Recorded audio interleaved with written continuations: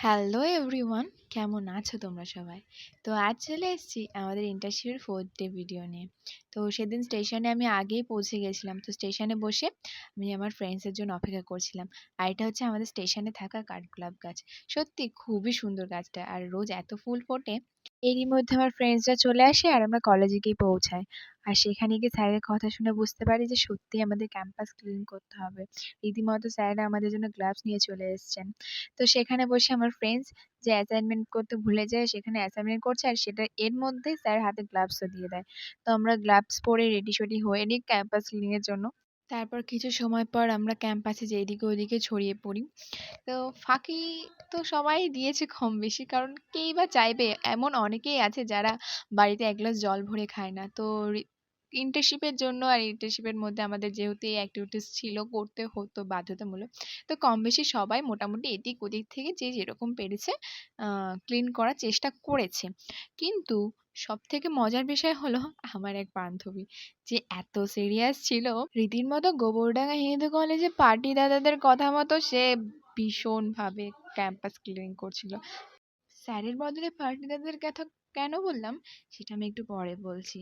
তো তারপর তোমাদের একটা অসম্ভব সুন্দর জিনিস দেখায়, যে এই যে ব্যারিকেডটা দেখছো, এই যে ব্যাংকটা, এই ব্যাংকটা যুদ্ধ চালালো রীতিমতো এইটাকে টপকে ওপাশে যাবে। তো জানি না রেজাল্টটা পরে কি হয়েছিল, আমরা বেশিক্ষণ থাকতে পারিনি সেখানে, কারণ প্রচুর রোদ ছিল। আর তারপর পার্টি দাদারা ছেলেদেরকে এগুলো টপকে টপকে পাঠিয়ে দিচ্ছে সেই মাঠ ক্লিন করানোর জন্য। এই যে যুদ্ধটা তোমরা একটু দেখেই নাও যে কত বড় যুদ্ধ ছিল সে। আর তারা, আমাদের কলেজের ছেলেরাও কি কম আছে নাকি? তারাও ফাঁকি দেওয়ার জন্য সেখানে গিয়ে ছবি তুলছে রীতিমতো। এবার একটু গোবরডাঙ্গা কলেজে পার্টি দাদাদের সম্বন্ধে বলেই দিই। কারণ গোবরডাঙ্গা কলেজে পড়ে এমন বেশ কয়েকটা আমার ফ্রেন্ডসরা আছে যারা তাদের দাদাদেরকে নিয়ে বেশ মাথা ঘামায় আমাদের কলেজের সঙ্গে তুলনা করে। তবে একটা কথা বুঝতে পারলাম সেখানে গিয়ে, যে চেয়ারে স্যাররা বসতে পারে সেই চেয়ারেই নাকি পার্টি দাদারা বসে। এমনি আমি যখন সেমিনার রুমে ছিলাম তখন দেখেছিলাম স্যাররা উঠে যাওয়ার পরে সেখানে পার্টি দাদারা কিভাবে বসছে, এবং স্যারদের সংখ্যা সেখানে কম, পার্টি দাদাদের সংখ্যাটা বেশি।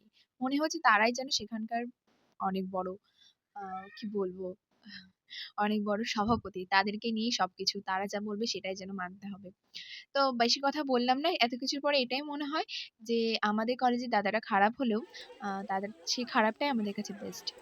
তো এই প্রখর রোদে পার্টি দাদাদের অনুমতি নিয়ে আমরা ক্যাম্পাস ক্লিনিং কমপ্লিট করি। এটা কি ভাবছো যে এটা সেই ক্যাম্পাস ক্লিনিং এর মধ্যে পড়ছে? আরে না, ফুলকে কে এভাবে অবহেলা করতে পারে?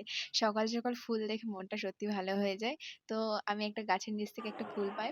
এটা পরের দিনের সকাল। তো আজ ছিল আমাদের লাস্ট ডে, আর সেদিন ছিল আমাদের এক্সাম, ফাইনাল এক্সাম। 1 উইক যেটা ছিল আমাদের ইন্টার্নশিপের, তো সেটা কমপ্লিট করা হলো। তো লাস্ট ডেতে ছিল এক্সাম আর ইন্টারভিউ। তো এক্সাম তো দিয়ে দিলাম, তারপর ইন্টারভিউ। ইন্টারভিউর জন্য এই যে যুদ্ধ, যে স্যারের মুখ দেখাটাও আমাদের কাছে সেই সময় দুষ্কর হয়ে পড়ে।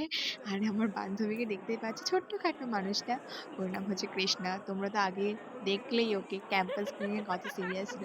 তো সব বিষয়ে এত সিরিয়াসলি দেখাচ্ছিল। তো ইন্টারভিউতে আমাদের কোয়েশ্চেনের থেকেও কিছু কোয়েশ্চেন ধরা হচ্ছিল, এটা জানতে পারাতে এই আমাদের ফ্রেন্ডসরা সেই কোয়েশ্চেনগুলো দেখতে শুরু করে। তো তারপর আমাদের ইন্টার্নশিপ উইক কমপ্লিট করে আমরা বাড়িতে চলে আসি। আর আমি কিছু পার্সোনাল কথাও বলছি আমার ভিডিওতে, যে আমার কিছু চেনা পরিচিত ভিউয়ার্সরা যারা আমার ভিডিওতে কমেন্ট করেনি, কিন্তু আমাকে পার্সোনালি অনেক কথা বলে যে আমার ভিডিওর এডিটিংটা এত খারাপ কেন? অ্যাকচুয়ালি আমি প্রফেশনাল তো নই।